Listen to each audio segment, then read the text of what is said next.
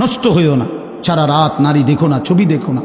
আমি অনুরোধ করলাম, আমি যদি পারতাম তোমার কাছে গিয়ে বলতাম, আমার যদি সুযোগ থাকতো আমি বুকে জড়াইয়া বলতাম, আমার প্রতি ফোঁটা চোখের পানি তুমি নওজোয়ানের জন্য।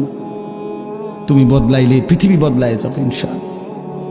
যুবকের সেজদা আল্লাহর আরশ কাইপা ওঠে। নওজোয়ান সেজদা দিলে আল্লাহ আরশে আজিম থেকে বলে, যুবক তুই আমারে সেজদা দিলি, যা ওয়াদা দিলাম হাসরের ময়দান আমি তোরে আমার আরশের ছায়া দেব। বাহ বাহ, তোরে আমি পাশে বসাবো নওজোয়ান, তুই স্টেজে বইবি,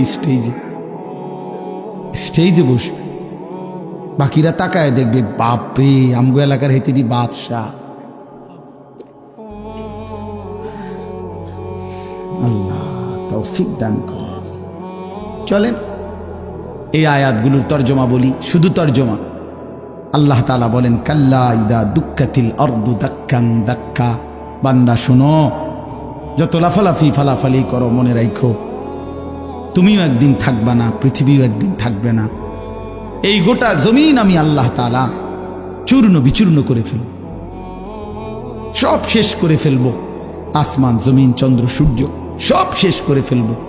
হাসরের মাঠ কায়েম হবে। ওয়াজা রব্বুক, আর তোমার রব, সমস্ত মানুষ দাঁড়িয়ে থাকবে হাসরের মাঠে। তোমার রব আল্লাহ হাসরের মাঠে আগমন করবেন। ওয়াল মালাকু সাফফান সাফফা, কোটি কোটি ফেরেশতা হাসরের ময়দানে সারিবদ্ধভাবে দাঁড়াবে। আল্লাহ তাআলা একটা চিত্র তুলে ধরছে যে একদিন পৃথিবী শেষ হবে, হাসরের মাঠ কায়েম হবে, সব মানুষ দাঁড়িয়ে থাকবে, মহান আল্লাহ উপস্থিত হবে, ফেরেশতারা সারিবদ্ধভাবে দাঁড়িয়ে থাকবে, সব চুপ, পিন পতন, তখন নীরব, কেউর মুখে কোনো শব্দ নাই। এই অবস্থায় থাকবে এটা। এরপরে কি হবে? ওয়াজিআ ইয়াউমাইদিন বিজাহান্নাম। আল্লাহ তাআলা বলেন, সব যখন নীরব নিস্তব্ধ, কোনো শব্দ নাই, এই সময় ফেরেশতারা জাহান্নামকে ৭০,০০০ আগুনের শিকল দিয়ে টেনে হাসরের ময়দানে হাজির করবে। জাহান্নামকে যখন হাসরের ময়দানে আনবে, জাহান্নামের প্রচন্ড আগুন, গরম, এটার একটা তীব্র বিকট জাহান্নামের ভিতর থেকে আওয়াজ বের হবে, এক গর্জন, সমুদ্রের গর্জনের মতো। তার চাইতে মারাত্মক ভয়ঙ্কর গর্জন যখন জাহান্নামের আগুনের বের হবে, এই প্রথম পুরা হাসরবাসী, নবীজি বলছেন, পুরা হাসরের ময়দানে একসাথে চিল্লাইয়া উঠবে, ইয়া রব্বি নফসি নফসি, ইয়া রব্বি নফসি নফসি। এই মাওলা আমারে বাঁচা, জাহান্নামের আগুন থেকে বাঁচা মাওলা। ফেরেশতারা ইব্রাহিম নবীর মতো নবীকে বলবে, ইব্রাহিম নবী, ওই যে আপনার ছেলে ইসমাইল, ওর ব্যাপারে কিছু বলবেন? ইব্রাহিমের মতো নবী বলবে, ইয়া রব্বি নফসি নফসি, মাওলা আমারে বাঁচা, আমারে বাঁচা। ওটাও বুঝুক।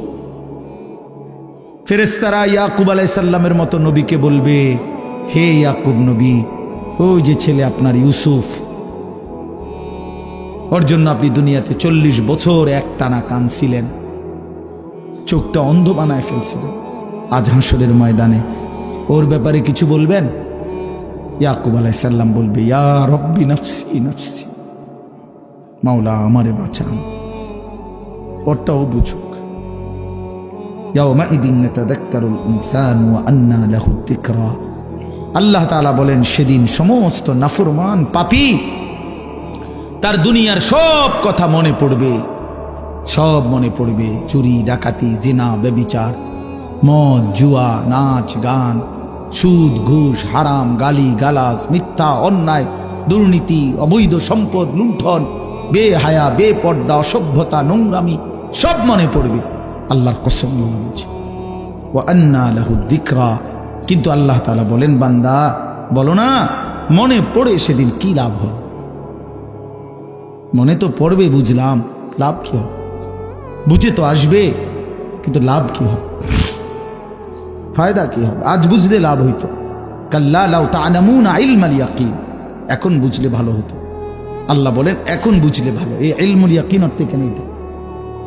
আল্লাহ বলছে, বান্দা আজকে যদি কোরআন থেকে শুনে, রসুল থেকে শুনে, হাদিস থেকে শুনে, ওলামায়ে কেরাম থেকে শুনে যদি আজকে বুঝতা, ভালো হতো, আমল করতে পারতা। নয়তো লাতারাবুন্নাল জাহিম, একদিন জাহান্নামকে নিজের চোখে দেখবা, সেদিন বুঝে কোনো লাভ হবে না, সেদিন বুঝে লাভ হবে না। উঠো না, আর উঠো না, এই শেষ শেষ তর্জমা বলতেছি, শেষ। ইয়াকুলু ইয়া লাইতানি কদ্দামতু লি হায়াতি। এই শুনেন, প্রতিটা নাফরমান তখন বলবে, হায় আমি যদি দুনিয়ার হায়াত থাকতে আজকের এই আখিরাতের জন্য কিছু পাঠাইতাম। আমার তো সম্পদ ছিল, যদি দান করতাম। আমার তো সময় ছিল, যদি সেজদা দিতাম। আমার তো শরীর ছিল, যদি আল্লাহর গোলামি করতাম। আহা কি করলাম, আহা কি করলাম, আহা কি করলাম। ফায়াউমাইযিন লা ইউআযযিবু আযাবাহু আহাদ ওয়ালা ইউসিকু ওয়াসাকাহু আহাদ। আল্লাহ বলে, বান্দা বিশ্বাস করো, সেদিন হাসরের ময়দানে আমি আল্লাহ তোমারে যেই আযাব দিব, শাস্তি দেবে, এমন শাস্তি বান্দা তোমারে আর কেউ কোনোদিন দেয় না। আল্লাহ নিজে বলতে, এটা কিন্তু ভয়ানক। আল্লাহ নিজে বলতেছে, বান্দা তোরে সেদিন যেই আযাব দেব আমি, এমন আযাব তোরে আর কেউ দেয় নাই, এমন মারা তোরে আর কেউ মারে নাই বান্দা, তুই বুঝবি। ফায়াউমাইযিন লা ইউআযযিবু আযাবাহু আহাদ। আল্লাহর আযাবের মতো আযাব আর কেউ তোমাকে দেয় নাই। ওয়ালা ইউসিকু ওয়াসাকাহু আহাদ। আল্লাহ বলে, ফেরেশতারা, এই নাফরমান, তোরে হাসরের ময়দানে যেই বাঁধাটা বাঁধবে, এমন বাঁধা তোরে আর কেউ বাঁধে না, এমন বাঁধা তোরে আর কেউ বাঁধে না।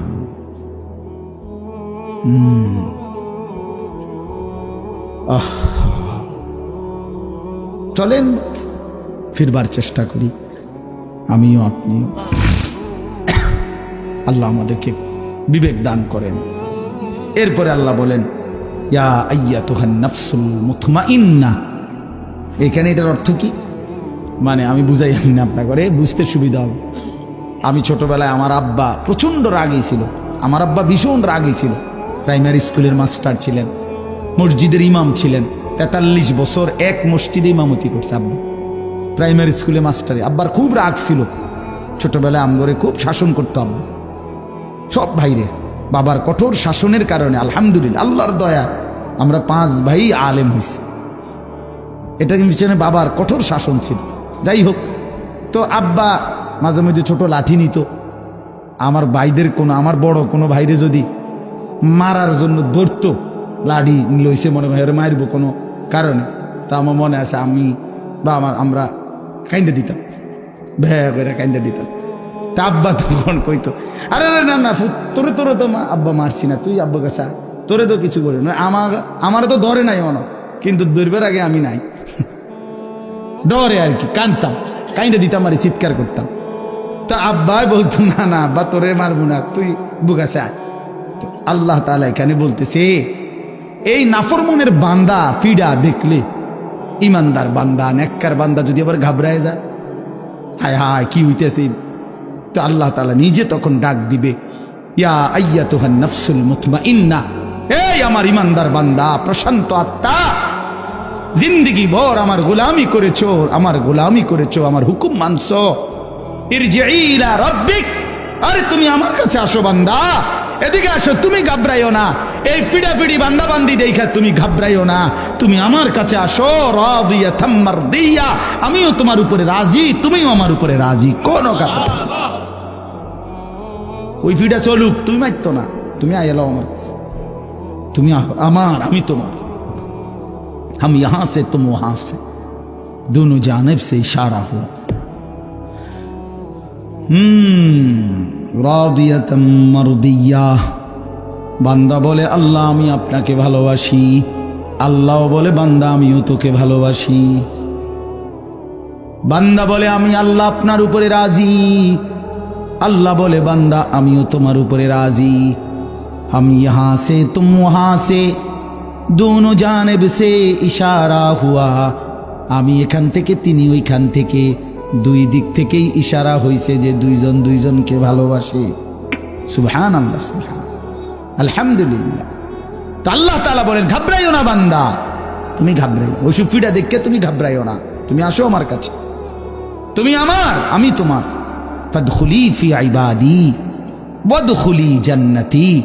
এখানে আমার নেককার আরো বান্দা আছে, তুমি তাদের সাথে আইসা বসো আর একসাথে আমার জান্নাতে ঢোক। এই কথাটা শেষ শোনেন, ওয়াদখুল, তো শোনোনি তুমি, ওয়াদখুলি জান্নাতে, ওই আমার ছাত্র, এই জন্য বারবার এর দিকে তাকাই দেন, অনেক মহব্বতের ছাত্র। তো ওয়াদখুলি জান্নাতি অর্থ হইল, একটা মজার কথা শুনেন, আমার একজন ঘনিষ্ঠ মানুষ গতকালকে, তো আমি মাহফিলে যাব, তো ওনারে ফোন দিছি, ভাই আপনি কই? কয় হুজুর আমি তো মাহফিলে যাবো আপনার। তা আমি বললাম না, আপনি আমার গাড়িতে যাবেন, আপনি অপেক্ষা করেন, আপনি আমার গাড়িতে যাবেন, কামনের গাড়িতে আমারে নিবেন। আমি হ্যাঁ, এইটা বলছি, আর যে সে এতটা খুশি হয়েছে যে আমার গাড়িতে নিব বলছি।